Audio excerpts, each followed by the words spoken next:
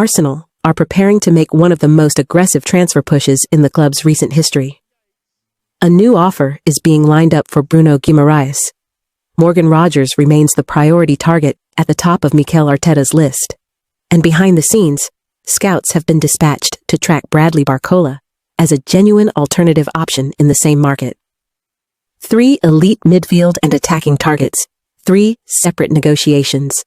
But within all of this ambition, there is complexity.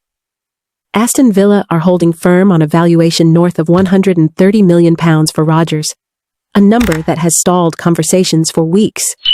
Newcastle's resolve on Guimarães has, if anything, hardened rather than softened, especially now that Sandro Tonali has already left the building for a direct Premier League rival.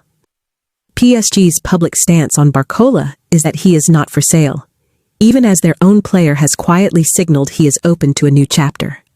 And separately, noise around Enzo Fernandez has just been undercut by a flat denial from Real Madrid, muddying the picture on how reliable some of these connected. So, here is what we are going to break down in this video. First, the real state of the Morgan Rogers pursuit and why Arsenal are being forced to get creative with structure rather than simply raising the fee. Second, the Barcola situation, why he has quietly become Plan B, and what his dip in minutes at PSG actually tells us. Third, the renewed Bruno Guimarães push, and why Tonali's move to Spurs has changed the psychology of these talks, not just the leverage. And finally, the ripple effects across the rest of the squad, including the Ezri Konsa link, and what the Enzo Fernandez denial really tells us about how much of this transfer noise to trust. Stay with me until the very end, because the connections between these 4 stories matter more than any single headline on it.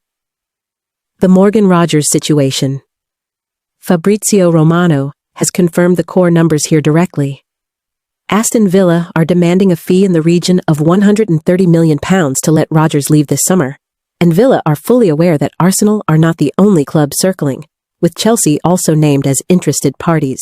Romano's own framing is that Arsenal have made strong progress on the personal side with the player, but that the 2 clubs are still working to bridge the gap on structure, whether that means staggered payments, add-ons, or a different mechanism entirely, rather than simply meeting Villa's number outright. My analysis here is that this is not really a valuation dispute in the traditional sense. Arsenal are not disputing that Rogers is worth a 9-figure fee. What they are disputing is the shape of the payment, and that distinction matters enormously in modern football finance. A club can accept that a player is worth $130 million and still walk away from a deal if the cash flow timing does not work under profit and sustainability rules. This is the quiet dilemma sitting underneath every headline. Ambition versus financial discipline. Arsenal want to be seen as a club that competes for the best young English talent in the country, but they also cannot afford to compromise the calm, sustainable model that has rebuilt their credibility over the last 4 years. That big-name ambition against boardroom caution is going to define how this entire, not just for Rogers, but for every deal that follows. There is also a tactical wrinkle here that rarely gets discussed. Rogers is at his best in a free attacking midfield role, drifting off the last line rather than pinned to a single position. Arsenal already have Odegaard, Havertz, Marino, and now Eze occupying variations of that same central attacking space. Signing Rogers on top of that group is not simply an upgrade, it is a squeeze, and it raises a genuine question about whether the fit is actually as clean as the hype suggests, or whether Arsenal risk paying premium money for a player who may not get his preferred role. Which, funnily enough, is exactly why a second name has been quietly rising in parallel conversations. Before we move into the Barcola situation, I want to flag something. If you are the kind of viewer who wants transfer analysis that goes past the headline, that actually connects the financial structure to the tactical fit to the psychology of the negotiation, you are exactly who this channel is being built for. If that sounds like you, hitting subscribe. Bradley Barcola, the quiet alternative. According to reporting from the BBC's Sami Mokbel, Arsenal are expected to step up their interest in Barcola this week after receiving encouragement that the player could genuinely be available.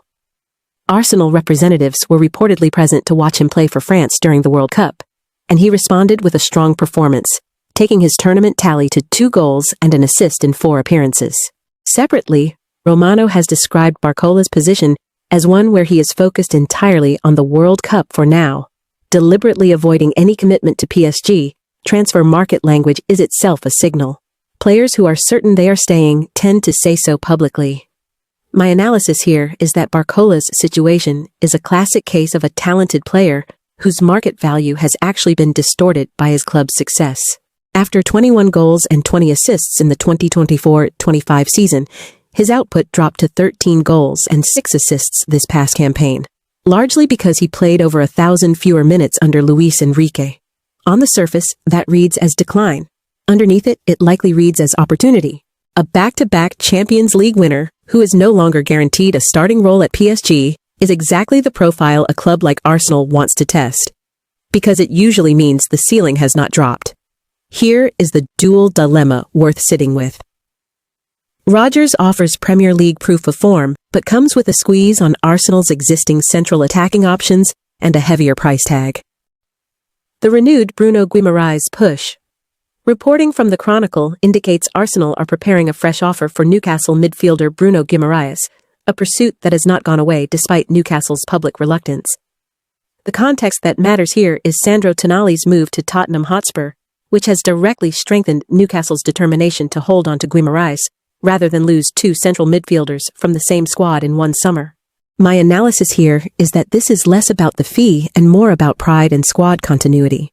Losing one high-profile midfielder to a direct rival is something a club can absorb and explain to its supporters. Losing a second, arguably more important one, in the same window, to a rival chasing the same European places, is a very different message to send to a fan base. That is why Newcastle's stance has hardened rather than softened. Even though, logically, you could argue their midfield now has more of a gap to fill, and therefore more reason to cash in. This is a case where boardroom psychology is overriding pure financial logic, and any club negotiating with Newcastle right now needs to understand that emotional variable as much as the number itself.